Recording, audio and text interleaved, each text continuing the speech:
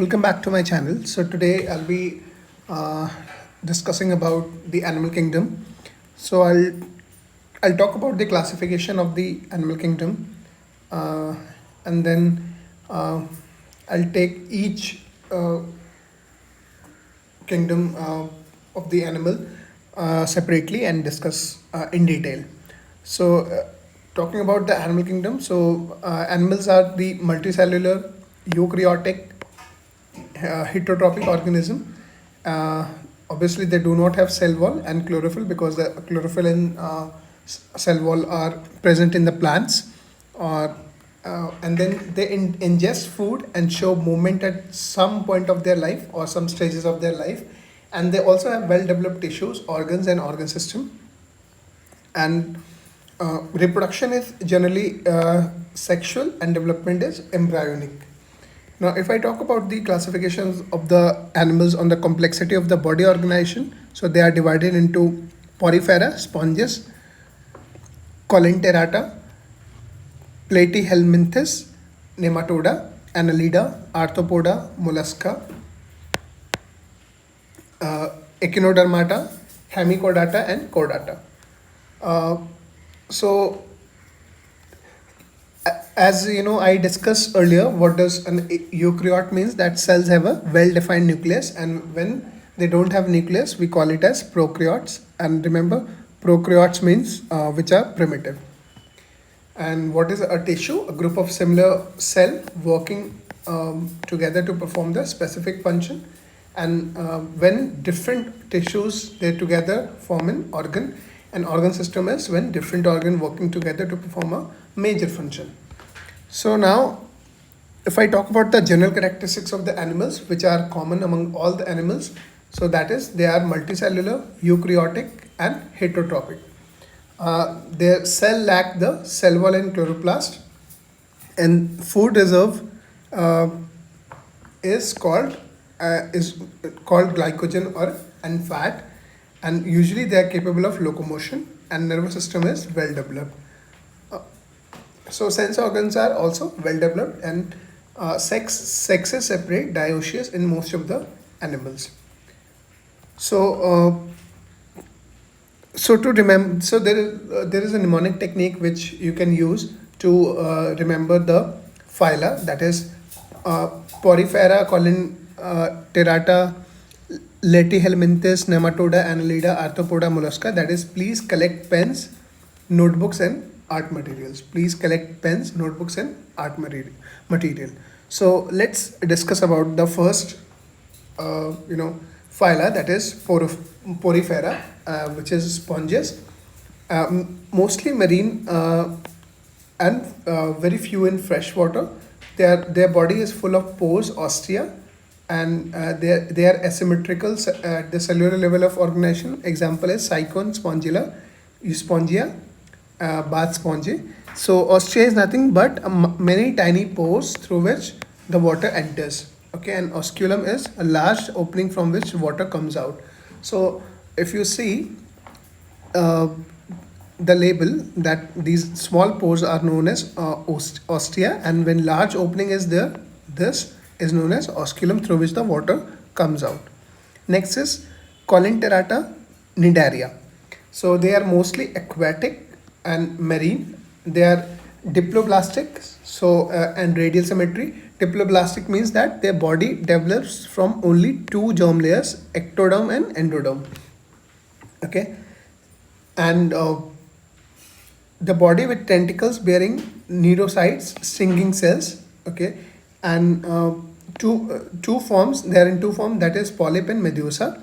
Example would be hydra, jellyfish, sea anemone, and coral. And if I talk about the radial symmetry, so it will be like body parts are arranged around a central axis like spokes of a wheel. And cnidocytes is stinging cells used for defense and capturing the prey. So that nidus is actually used to capture the prey. Next is Platyhelminthes, flat form. Okay, so they are also triploblastic, Acoelomate, dorsoventrally flattened. So acoelomate means no body cavity, that they don't have body cavity within them, and dorso means backside, and ventro means belly side. Okay, and flattened body helps in the parasitic life. So there is a reason that they have a flattened body shape, because they have to spend their life as a parasitic or parasite. Okay, and next is nematoda. They are also called as roundworms. They are unsegmented cylindrical body tapering at the end. Pseudocoelomate, complete digestive system, sexes separate. An example would be Ascaris roundworm, Wucheria, filarial worm. Okay, and pseudocoelomate means that body cavity is present but not completely lined by the mesoderm. Okay, so pseudo here signifies that it is false. So just a quick revision. What we have learned, that is Porifera is equal to pores plus canal system. Cnidaria is equal to Diploblastic plus radial symmetry in cnidocytes, and Platyhelminthes is Acoelomate and incomplete gut. Nematoda is equal to Pseudocoelomate and complete gut. Okay, and then next is Annelida, that is segmented worms. Body metamerically segmented, true column present, and setate or parapodia present for the locomotion. Example, earthworm, nourish leaf. So metamerism is nothing but when the body is divided into the segments and in the repeating units. Now you see there are rings on the body of the earthworm. So that is the reason we call it as metamerism. And true column means that when a body cavity completely lined by the mesoderm. And next is the Arthropoda. So they are the largest phylum of the animals. Body is segmented and covered by chitinous exoskeleton.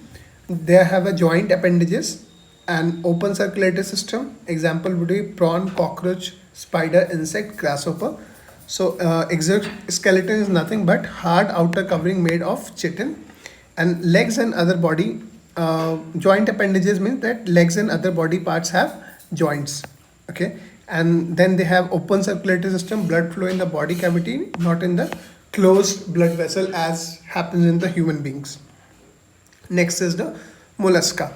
So mollusca or they are nothing but a soft unsegmented body. The body is divided into the head, muscular, foot, and visceral mass. And then mental present, which secretes the cell. Mental is nothing but a fold of skin that covers the visceral mass and secretes shell. Example would be pila, apple snail, unio, freshwater mussel, and octopus, squid. So foot is nothing but a muscular part used for the movement. Next is Echinodermata or echinoderms. They are exclusively marine. Adults pentaradial, larvae bilateral, and then endoskeleton of calcareous plates, water vascular system present. Example, starfish, sea urchin, and sea cucumber. Okay, water vascular is nothing but a unique system of the tube fit used for the locomotion, feeding, and respiration.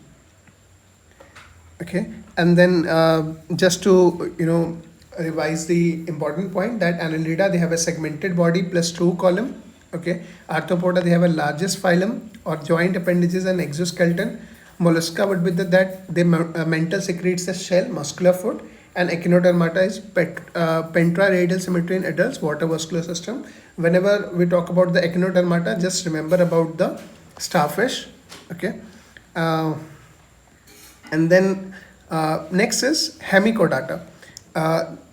In Hemichordata, the marine worm-like organism, their body divided into three parts: proboscis, collar, and trunk, and pharyngeal gills still present. Example, Belanogloss and Cyclogloss. So Hemichordata is known as half chordate. They have some chordate characters and larval stage only. Okay, and next is Chordata. Chordata is that animal is possessing notochord at some stage of life. Notochord is a flexible rod running along the back for support. Okay, so they have a rod-like structure at the back for the support, and their dorsal hollow nerve cord present. Okay, and so notochord and dorsal hollow nerve cord represent is nothing but it's a hollow pipe-like structure, conduit. Okay, and pharyngeal gills still present. Okay, so there is a slits in the pharynx used for the respiration, and this is mostly seen in the fish. And then post anal tail present. Okay, that at the end of their tail there is a behind the anus there is a post anal tail, and endostylar thyroid gland present, which is the work of this endostyle thyroid gland is involved in the iodine metabolism, and they are mostly bilaterally symmetrical, triploblastic, coelomate, for example, herdmania, invertebrate, chordate, lancelet, fish, frog, and human. Okay, so endostyle is nothing but a groove in pharynx. In the higher chordates it become thyroid gland. That's all for today, and tomorrow we'll be discussing about the vertebrae, and then we will also talk in detail about the body cavity, that is column, and types of the body cavity, and then we will also talk about the segmentation of the body, and we will also discuss about the notochords and chordates. So thank you so much for listening to the lecture,